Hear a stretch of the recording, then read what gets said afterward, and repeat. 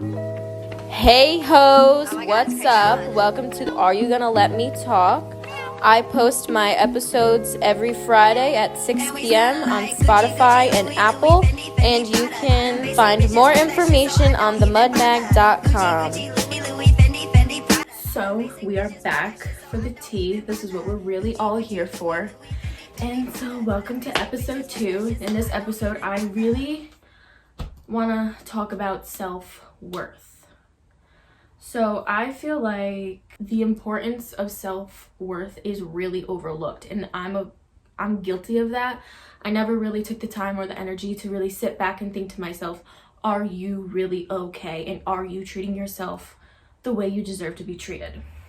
So last episode, I ended up talking about toxic traits that we all embody. And honestly, that really got me thinking about why am I actually like a psycho ass bitch? Because if you know me personally, you know I'm doing the craziest shit to get the answers that I need, to get the answers that I want. Basically, I do the most in every situation. But I haven't really talked about that out loud ever, and I haven't really sat back and thought to myself like, oh, you have changed, you have done this, and you notice where you're doing things well and you notice where you're doing things wrong. I was a completely different person I was 4 months ago, even than I was 4 years ago. And I haven't really sat back and realized that until I took the time to think about it. So I constantly go through phases where 1 minute I'm losing all of my motivation, and then I'm sitting there and I'm like, do I really want to sit in my bed and be depressed? Because sitting in my bed all day being depressed isn't going to help my depression. So I will just get up, make plans with my friends, decide to do a full face of makeup, put on a cute outfit, and realize who the fuck I am, and just take back everything that I know that I'm possible of putting out. Basically, I'm pushing myself out of my comfort zone and being confident. So I have such high highs and such really low lows, and I'm here to remind you that if you experience this, that's normal. That is completely normal, and it's all a part of the growing process. So I've never really been the type to give a genuine shit about my mental health. I never was able to set aside time to make sure that, hey, am I okay? So during quarantine, I was self-educating myself, and I decided that, oh, I really need to pull myself out of this really dark place, because if I can't, no one else can. So I am not diagnosed depressed, but I know that I have depressive tendencies where I get comfortable in my own sadness, and in a sense that became my new life. So I finally decided that I wanted to take my old life back, which is how I was in high school, and I was just like happy-go-lucky. I think I was so busy in high school that I never had the time to be able to be sad. I was always in school, I was always dancing, and on the weekends I worked. I barely had any friends.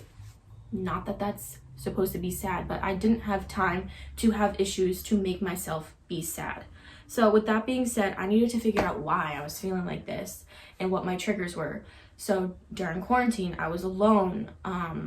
So I felt like no one wanted me around, but that wasn't the case. We were all isolated. There isn't anything you can do. I felt like I was being manipulated in a way by those who claim that they love me and claim that they care about me. And I felt like I was being taken, like my love was being taken advantage of. So I sat back and I was like, I'm not being selfish enough for myself.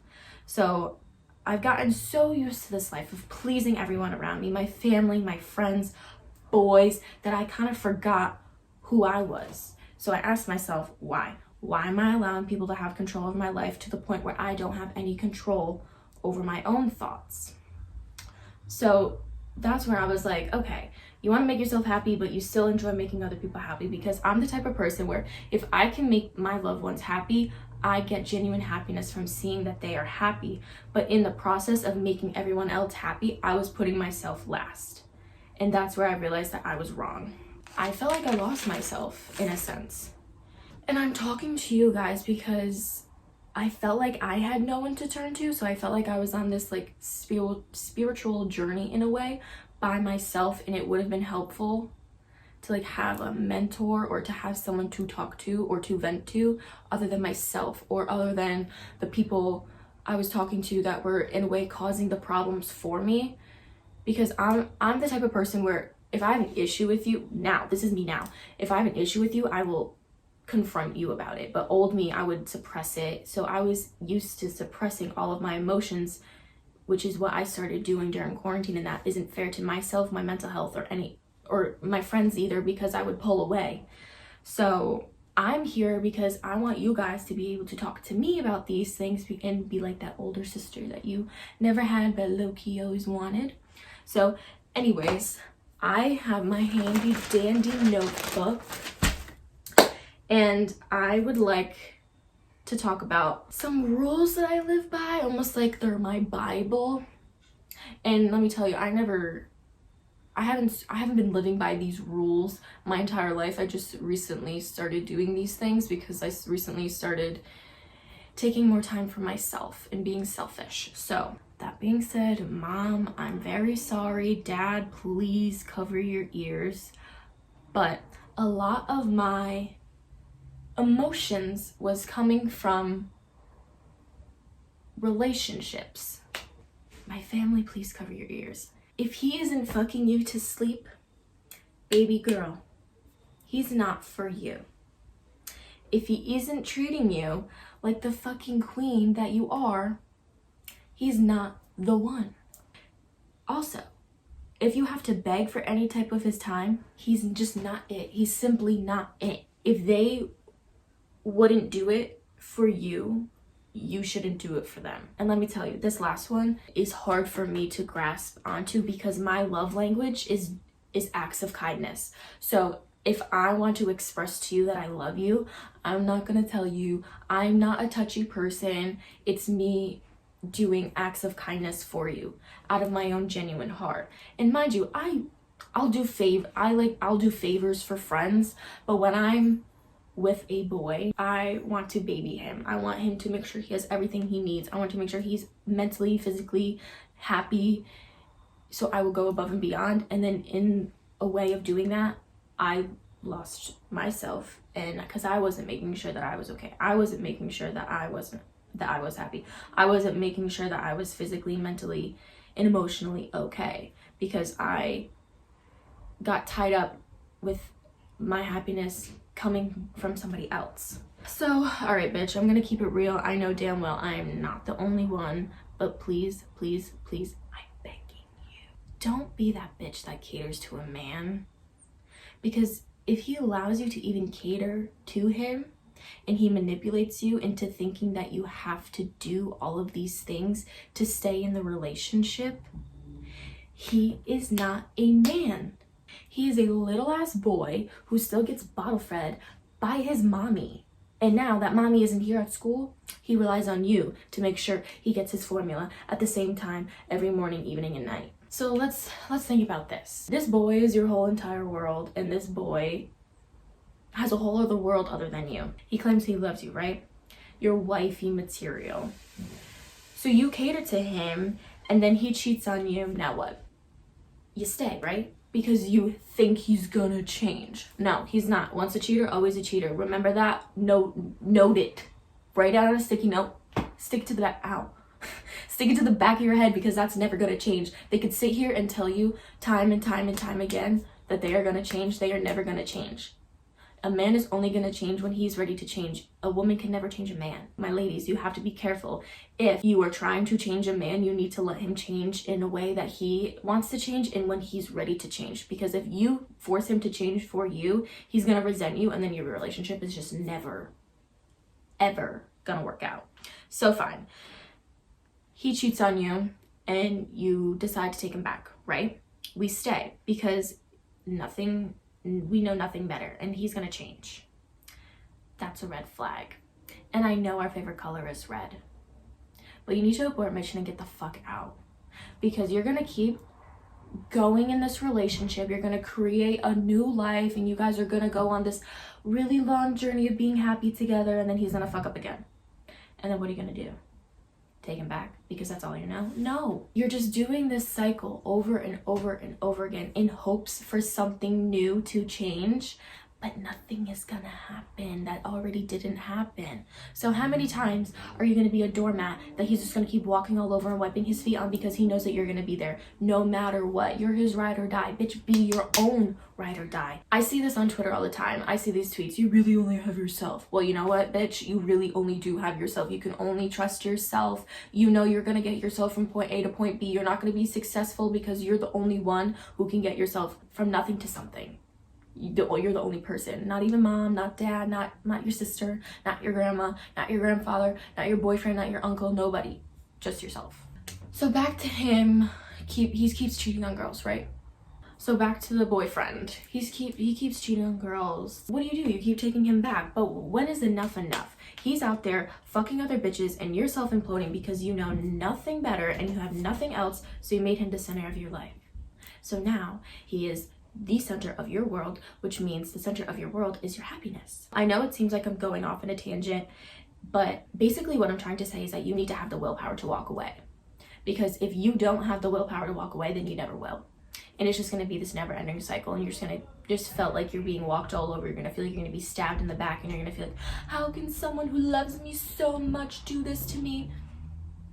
Anyone is capable of literally anything. I don't put anything past anybody.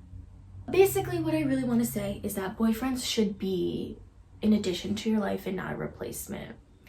And I'm here to tell you that I made the mistake of making a boy a replacement and not an addition. I'm thankful that I was presented with these struggles or these hardships, because now looking back, I would have never been able to sit here and realize like I'm capable of being so depressed and then now being so happy with my life. And now I really want to talk about when enough is enough. If he leaves you unread, you need to close that book because that chapter is done. It's a blessing in disguise that he left you unread. No, we're gonna sit there, we're gonna keep looking back at the messages, we're gonna go back to the whole thread and we're gonna say, what could have I said different? Maybe I shouldn't have sent a paragraph. First of all, no, don't ever send that paragraph, because he's gonna read the whole thing and then he's gonna look at the last question that you had or the last thing that you said, and he's gonna acknowledge that. So when talking to a boy, you need to ask each an individual question, or say each an individual statement at different times. I don't know why, but I've noticed with myself and my friends that boys just like ignore what they want to ignore and see what they want to see.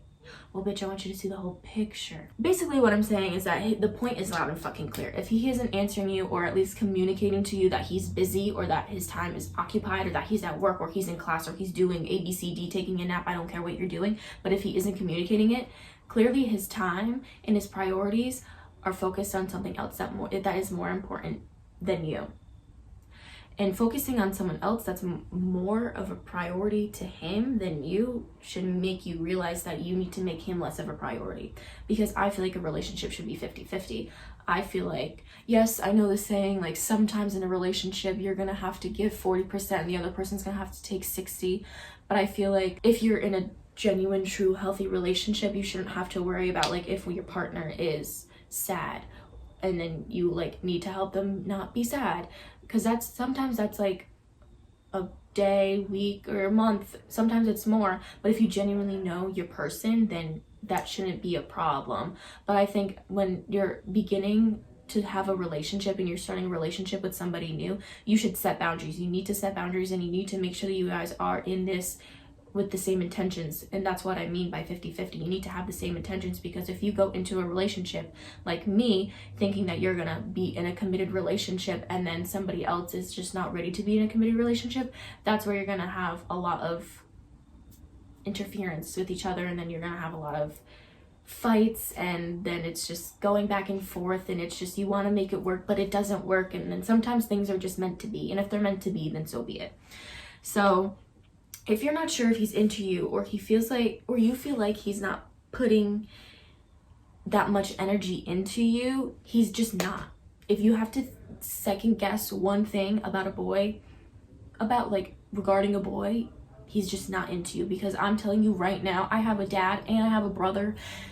If they want to do something, they will do it, and they will make sure it is done, and they will make sure that you know that they love you. If he isn't answering you, or at least communicating to you that he is busy or that he can't talk or he has something to do, then he's making you less of a priority than he is in your life. When do we know when enough is enough? Well, baby girl, if he leaves you on red, if he leaves you unseen, if he is making you have any doubt in your mind, it is time to close the book, because you ended that chapter and we're onto series 2. We're moving on to bigger and better things. It's a blessing in disguise. The point is loud and fucking clear. If he isn't answering you, or at least communicating to you that he's busy, he's at practice, he's at work, he's taking a freaking nap, I don't care what the fuck he's doing, if he's not communicating to you, his time and attention is clearly focusing on someone or something else that he thinks is better than you. Well, sweetie, I hate to break it to you, but you are the best thing in his life. You are the best thing in her life.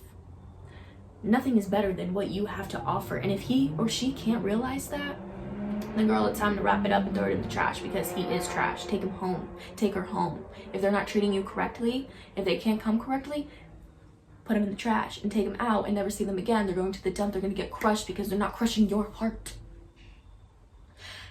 Anyways, if you're not sure if he's into you, if you're not sure if she's into you, and you feel like they're not paying attention to you, or that you feel like they're not putting as much energy into you, then they're just not it. They're just not for you.